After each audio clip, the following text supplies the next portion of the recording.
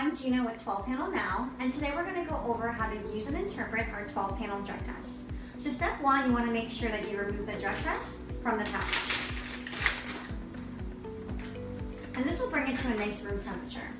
Then you want to have the donor provide specimen into the cup.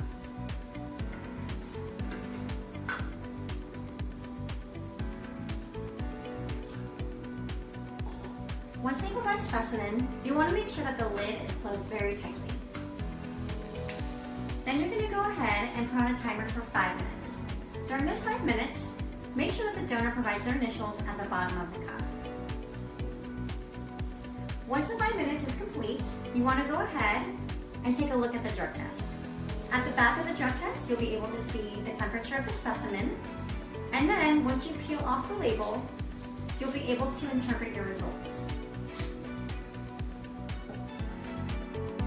For a positive test result, only one colored band appears in the control region. No apparent colored bands appear in the test region. For negative test results, 2 colored bands appear on the membrane. 1 band appears in the control regions, and another band appears in the test region. For invalid test results, control band fails to appear. Results from any test which has not produced a control band at the specified read time must be discarded. Please review the procedure and repeat with a new test. If the problems persist, discontinue using the kit immediately and contact your local distributor.